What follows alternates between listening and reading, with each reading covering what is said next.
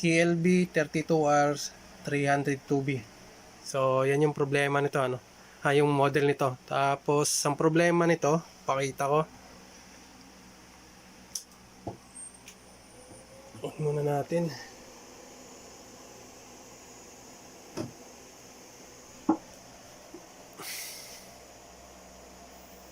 So yan, lalabas si logo ni Sony.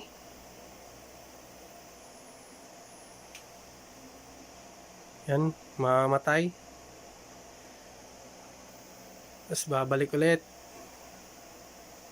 3 beses. Yan.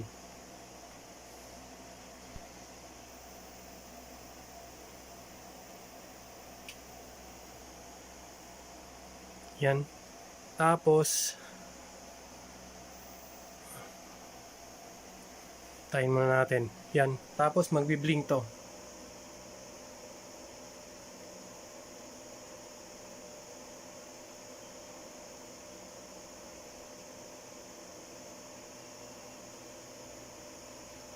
So bali 6 na blink.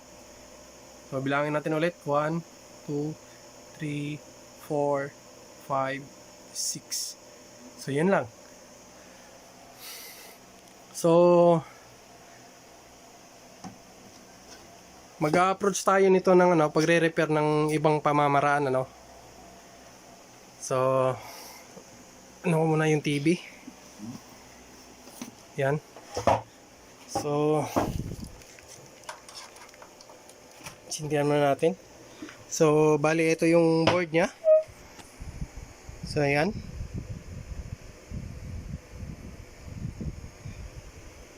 So ginalaw na to kasi may tanda ng ano dito. Yan, oh.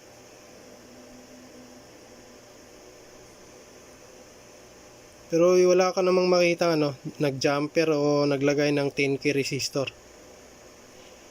Yung pulang ilaw, magbi-blink ng 6 na beses tapos mawawala. So ang code nun ni Sony is nandito banda yung sira. Kung hindi man ilaw, dito banda sa portion na to.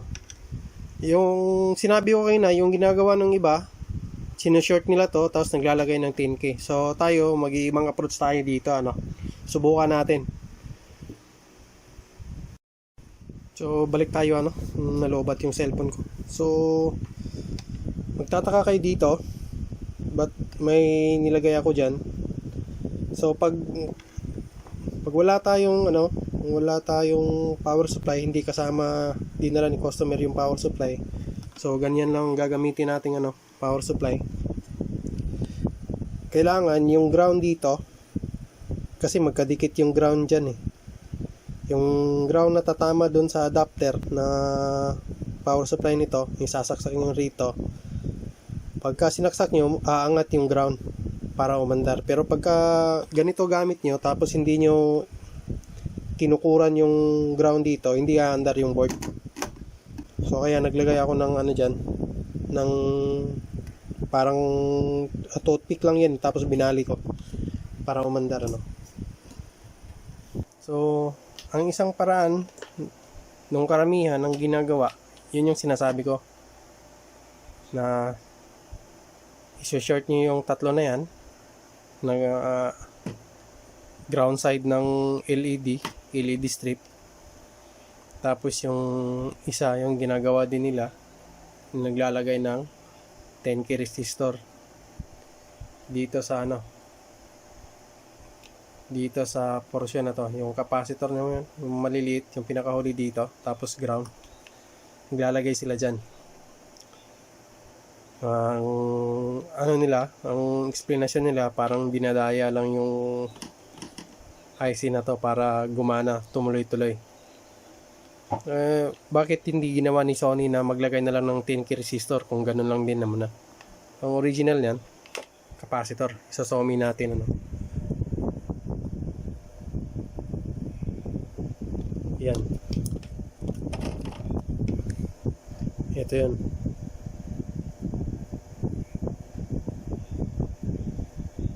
Yan yun. So, ba't capacitor ang nilagay dyan, hindi resistor? Eh, kung Para maging tuloy-tuloy, sana nilagay ni Sony resistor na lang. Pero bakit hindi? Papakita natin dito sa scope.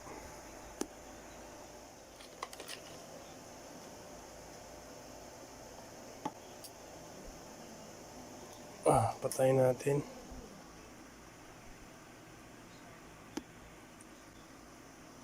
Hirap.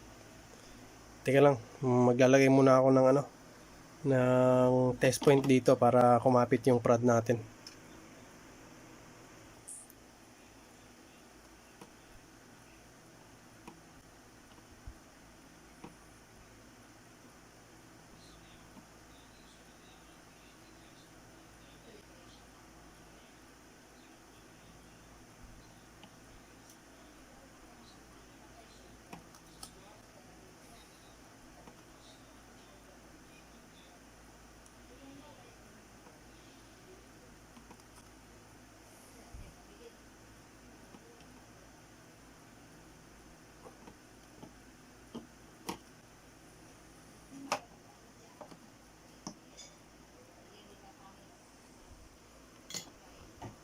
So ayan bali naglagay lang tayo ng mga pagkakabitan natin ng test prop ng oscilloscope. So yan, isa yan, tsaka isa rin dito.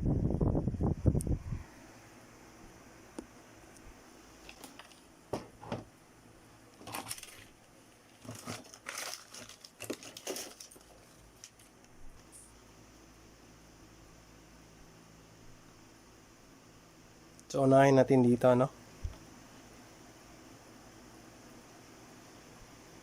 So on natin.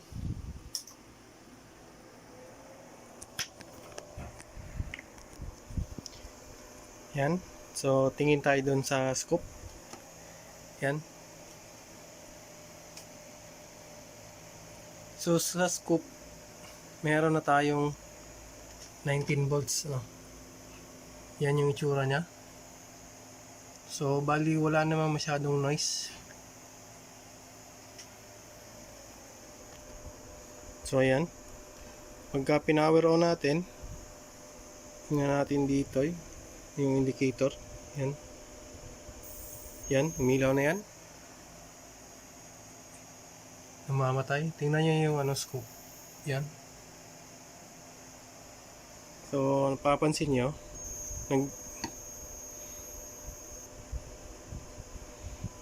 gumagalaw yung natin, pero hindi naman masyado. Yan. Okay lang yan. Tapos tingnan natin yung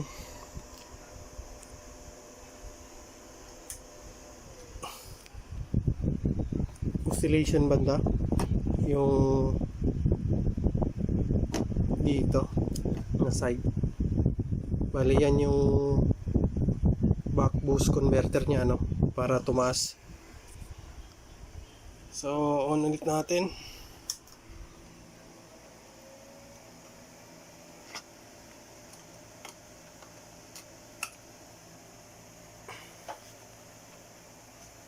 So yung pagka hindi pa naka-on, yan pa yung voltahe niya Pag naka-on na yan, ito ang giging lalabas niyan.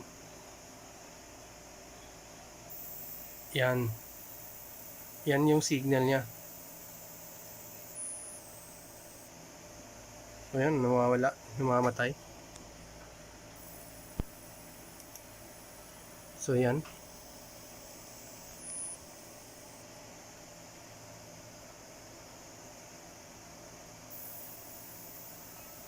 So yan yung signal Tapos lipat tayo dito. So tama lang yung 19. Tapos tayo ulit yan kasi lalabas na yung magiging boost niyan. Patayin ulit natin.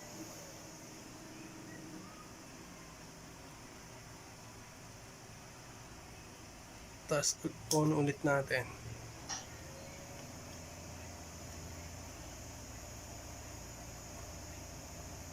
So on natin. Yan. Sa gitna. Yan. Tapos yung multahan natin 35.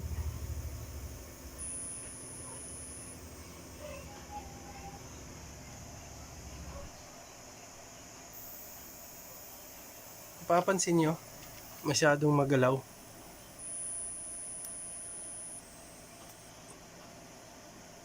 Ilagay natin dito sa baba para makita natin.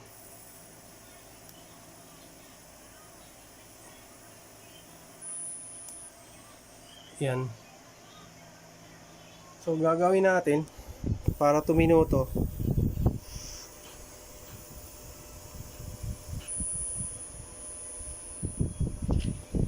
Pagka napapansin nyo,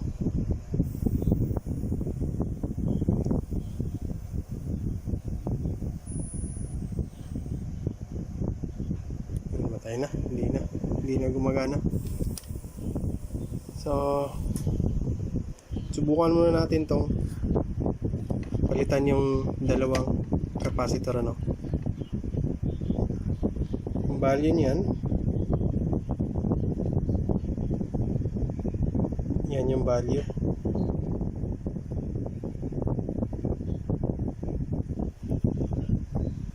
So palitan natin.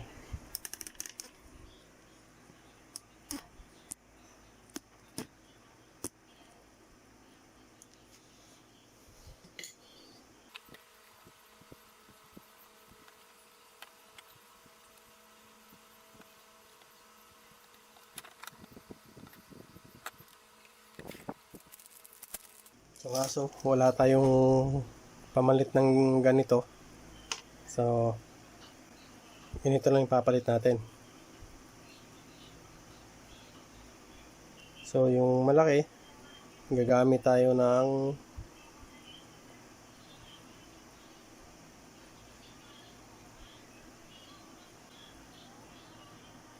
gamit tayo ng 100 UF 50 volts.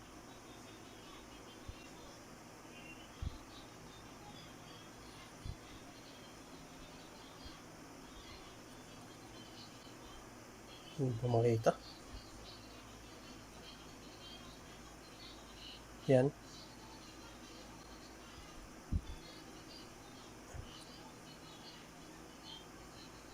$100.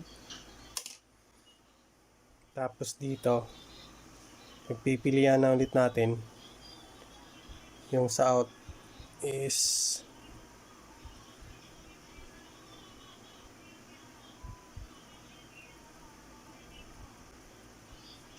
2.2 at saka 4.7.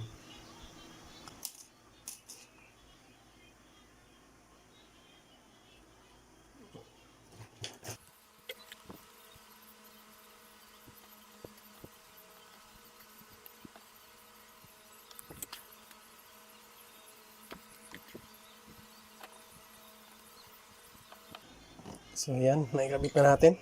Tapos tingnan natin kung mamamatay ba. So on ulit natin. O supply natin nasa 19.5.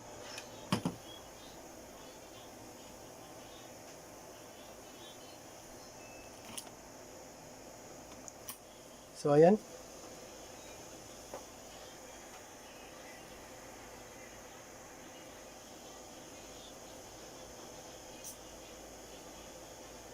So makikita nyo yung ilaw.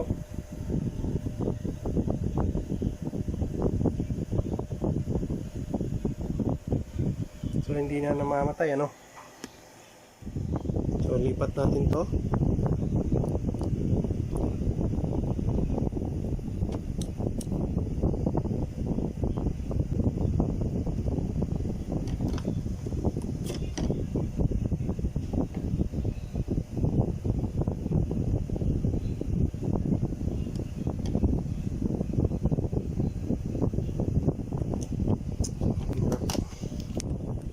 Try ko lang tingnan, ano, ganito na lang para tama lang.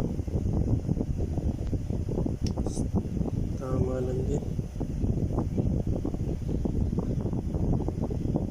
So ito okay lang din. So ayan. So tingnan natin kung namamatay pa ba. Tabi natin itong dalawa.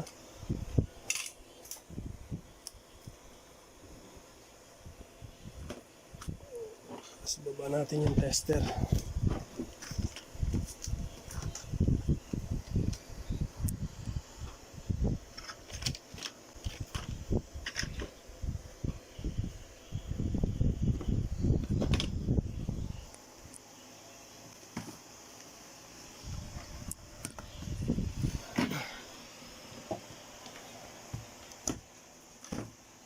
So ayan.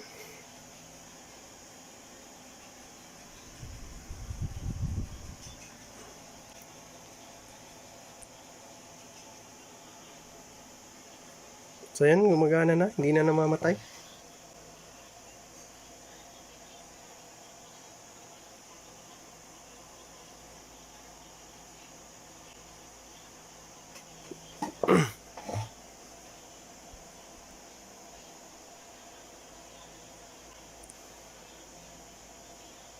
So ganun lang ano. Ganun lang ang isang paraan. Yung iba yung paraan natin kaysa yung sa iba ring gumagawa. Yung iba naman, ang gamit nila ganun. So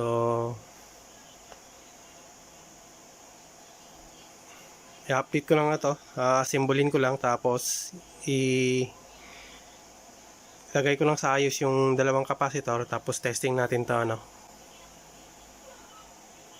Kung subukan natin mamamatay pa ba. Antay-antayin natin. So hanggang dito muna no. I-observe ko lang muna yung TV. Ga-update lang ako saglit pagka nasarado na natin. So ayan, maligin na yan lang natin ano. Kasi hindi natin pwedeng itindig to kasi mababangga doon sa ano, doon sa cover nito. So ganyan lang. Tapos testing natin.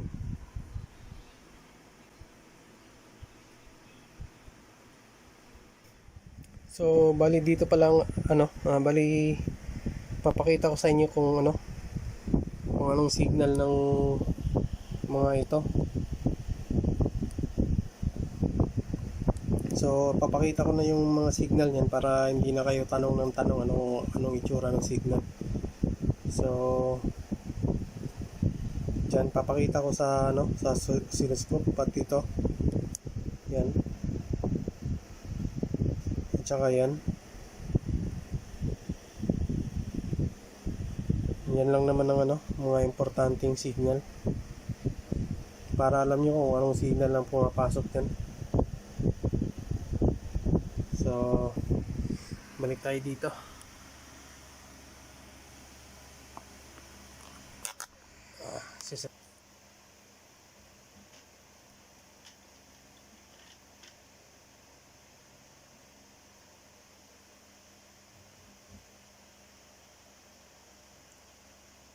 So ayan ano, bali magsimula tayo sa ano.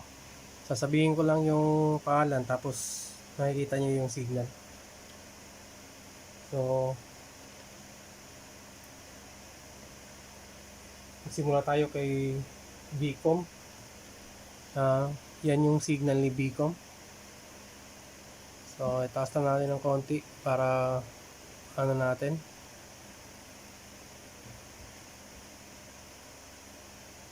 Yan yung supply ni Bcom. So kung isusumi natin, ito magiging ano yan. Yan. Tapos yung value nandito, 6.4.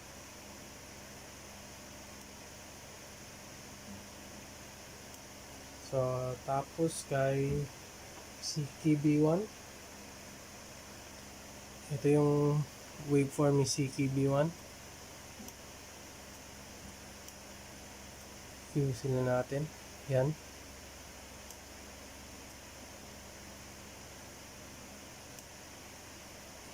Susumi natin. Yan. Yan yung ano ni CKB1 kay CKB2. Ganun din. Yan. CKBB1. Yan yung signal ni CKBB1. Halos magkaparehas lang sila. CKBB2, ganun din. Tapos BCST. Yan. Bali si BCST, ito yung signal niya. Yan, halos magkapareha sila ni Bcom. Pakita natin si Bcom. Balikan natin si Bcom. Yan. Ito si Bcom, ito si BCST. Yan. Mas mataas lang si Bcom. So, tapos dito CPB2. Yan yung signal ni CPB2. Zoom in natin.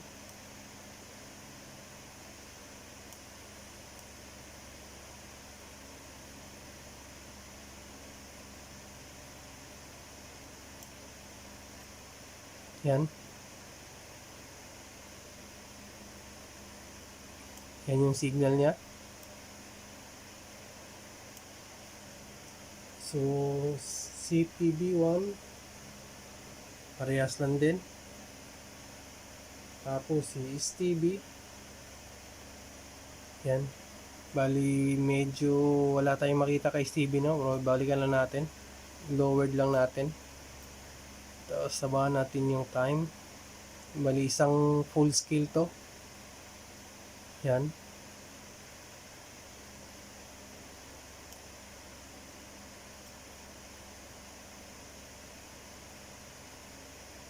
Yan, taas ko lang ng konti.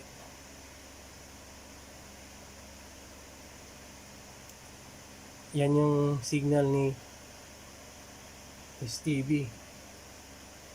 So pagka nakakita kayo ng ganyan, STB yung signal yan. Tapos OA, ito naman signal ni OA. Pagka sinumin nyo si OA, ito yung mga clocking signal, ano. Yung isang buo nito, zoom in pa ulit natin. Ito yung buo niyan. Natin ng konti. So kung iso-zoom in pa natin yan, ang laman yan, ito. Yan sa isang makikita mo sa isang linya na ganito. Post muna natin, So sa isang ito, ang loob niyan, ito. Yan. So isang buong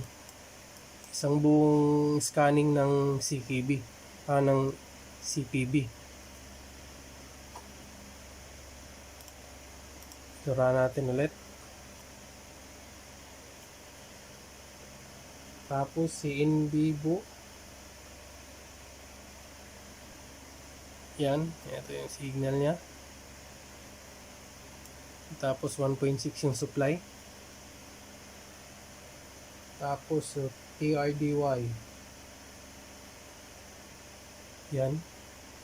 Bali hindi na masyado to kasi supply na lang tong mga to. Wala na tayong makitang waveform masyado dito. At saka si NOM BGMA. Yan, isa rin yung scanning. Itataas natin yung scanning yan. Yan yung makikita nyo. Palitin natin. Yan yung buong scanning nya. So isusumi natin. Eto. Yan yung laman. Tapos ang panghuli si STBP. Yan, masyado mataas yung STBP. Yung STBP may negative value yun. Yan. So magkapareha sila ni STB. Balik natin kay STB. Yan. So mataas yung value ni STPP, bali binos ni STBP yung signal ni STB. Ito yung signal ni STBP. Yan.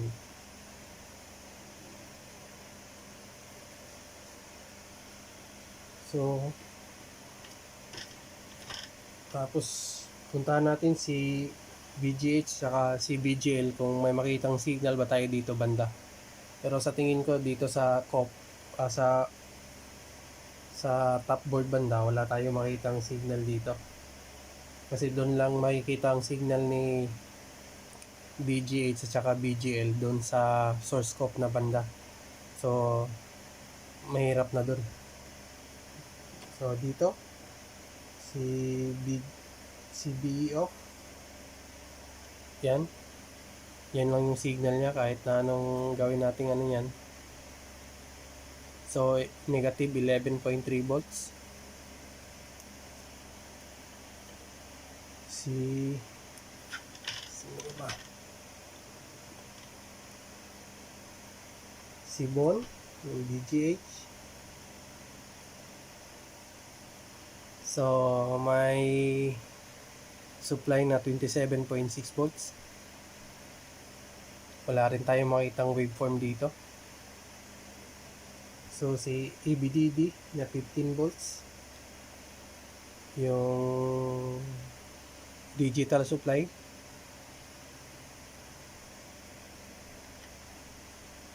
So ganun din, wala tayong makitang waveform dito. Mga supply lang kasi to. Ang signal nito malalaman na natin doon na sa sa source scope na banda. Papuntang yung chip doon. May konting yung manipis na nano. Tapos si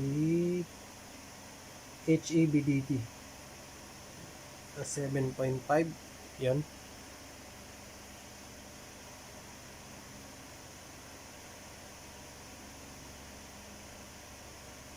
Yun, wala na. So yun lang ang mga signal ano. So sana maano yung natandaan niyo yung may sinabi naman ako kung anong waveform yun eh.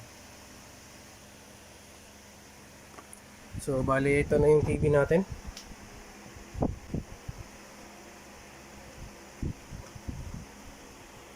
Yan.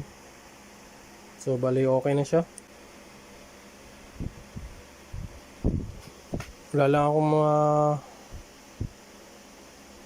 pakitang video pero load ko yung video. Siguro hindi kasi wala kasing remote kaya hindi rin natin mai-play.